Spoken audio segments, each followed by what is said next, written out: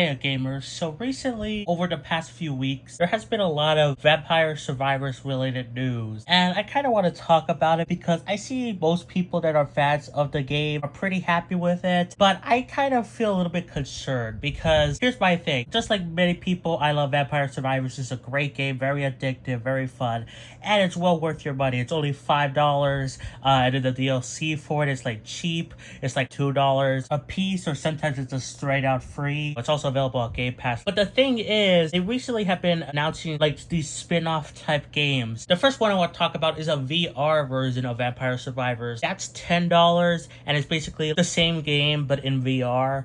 So okay, there we go. It's made for that type of hardware, so fine, I'll allow it. But then we also have Warhammer Survivors, which is technically not made by the Vampire Survivors people. It's just using their engine. It's being made by another company, but it basically just looks like Vampire Survivors with a Warhammer skin. And this one is really the main one where I feel like that could have been a DLC for the original Vampire Survivors, like the Castlevania or Elatro ones are. So that's like my main thing. I feel like all of these like spin-offs could have been just put into Vampire Survivors like as separate modes. You could argue the VR thing, no, but especially with this Warhammer one, I feel like they could have.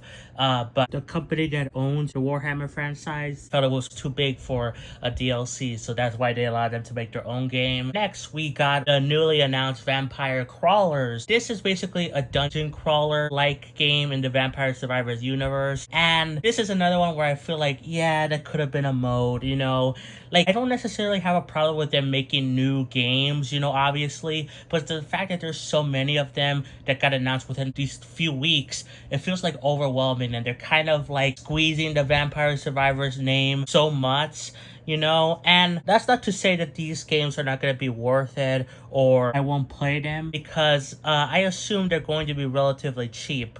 Like, the VR thing is $10 and it's out now, and you could argue it's more expensive because it's made from the ground up for those headsets. And then the Warhammer Survivors thing, I feel like that's still going to be relatively cheap, maybe a little bit more expensive when it comes out next year because of the IP it's attached to inherently. But then the Vampire Crawlers, that's fully made by the Vampire Survivors people, and I fully expect it to be like around the same price of Vampire Survivors when it comes out next year, and that's not even considering the fact that it's going to be on Game Pass. So basically my point is that I feel like they should have all just been combined to one or maybe two games, instead of having all these separate things. Or at least don't announce these things like back to back to back. Give some space per each new game, and then I probably wouldn't feel as much this way as I do right now. But that's just me. Let me know what you think about all these announcements down below in the comments.